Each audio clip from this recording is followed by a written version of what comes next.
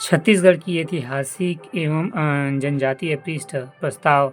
भारत की जनसंख्या का कुछ भाग शहरों एवं मैदानों, ग्रामों से दूर जंगलों, पहाड़ी घाटियों, तटीय क्षेत्रों में निवासरत है। अन्य समाजों की तुलना में इनकी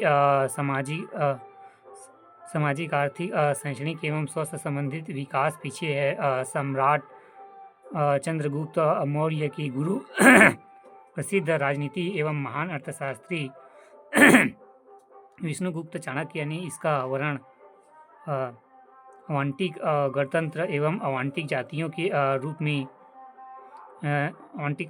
में अपने अर्थशास्त्र में किया है। उन्होंने चाणक्य को सामान्य जनजाति एवं आवंटिक को जुझारू जनजाति माना है। उन्होंने चंद्रगुप्त की सेना में अवांटिक बल को महत्व देते हुए भर्ती कराया।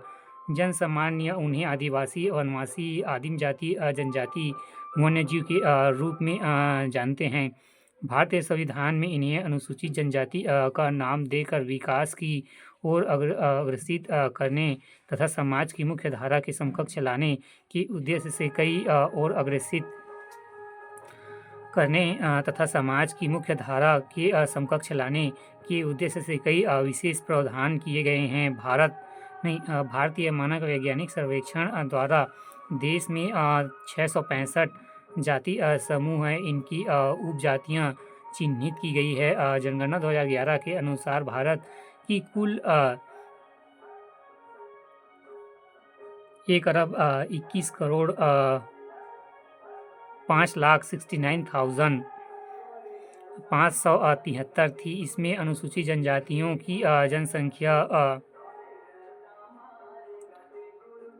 10,42,81,37 थी। अर्थात देश की कुल जनसंख्या का 8.61% जनसंख्या अनुसूचित जनजातियां की थी। 1.2 ऐतिहासिक पृष्ठभूमि। भारत के अत्यंत प्राचीन ग्रंथ वाल्मीकि रामायण में उत्तर कौशल तथा दक्षिण कौशल का उल्लेख मिलता है। उत्तर कौशल सरयू तट पर विस्तृत रूप से फैला था, जिसकी राजधानी अयोध्या थी। दक्षिण कौशल विंध्य पर्वतमाला के दक्षिण में फैला हुआ था। इसका विस्तार उत्तर में नर्मदा से लेकर दक्षिण में गोदावरी तथा व्याप्त थी। दक्षिण कौशल की राजकुमारी कौशल्या का विवाह उत्तर कौशल के महाराजा दशरथ के साथ हुआ था। इसी ग्रंथ में राम के वनवास काल प्रसंग एवं दंडकारण का उल्लेख के साथ वनवासियों का भी विवरण मिलता है। महाभारत के वन पर्व में दक्षिण कौशल का वर्णन इस प्रकार है। गो सहस्त्र फल विघ्नांत कुलह चौस समुद्र रेत कोसला तुष्मांस कलिंग तीर्थ मृत स्पेति। अर्थात काली तीर्थ उज्जैन दक्षिण कौशल के पश्चिम की ओर था। 4वीं शताब्दी में समुद्रगुप्त के इलाहाबाद स्तंभ लेख के दक्षिण पंथ के राजा कौशलक महेंद्र तथा महाकालांतर विग्रहराज का उल्लेख है। वराह मिहिर एवं कृत बृहद संहिता में ही हीरे की खान के प्रदेश को कौशल का नाम है।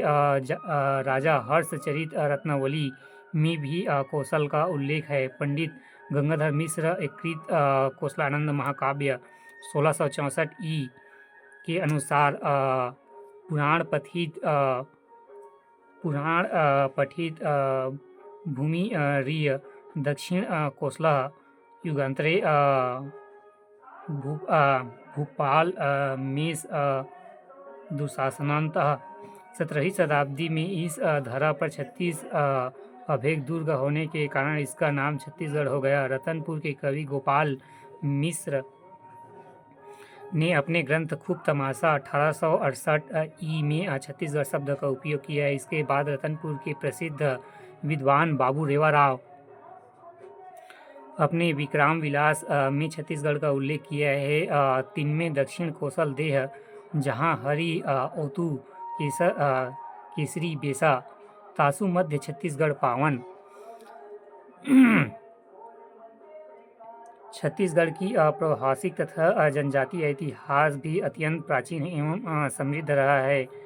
उत्तर में रायगढ़ के सिंहनपुर, कपड़ा पहाड़ के शैलचित्र, सरगुजा के रामगढ़ पहाड़ी, जोगीमारा एवं सीता बेगरा के भांति चित्र एवं सांस्कृतिक विकास की अमूल्य धरोहर है। दक्षिण में बस्तर के महापाषाण संस्कृत तथा प्रतिरूप में माड़िया जनजाति एवं उरकल, कोटोटल एवं अनाल गड़ियक मितक स्मृति स्तंभ भी जनजातीय संस्कृति की प्राचीनता दर्शाती है।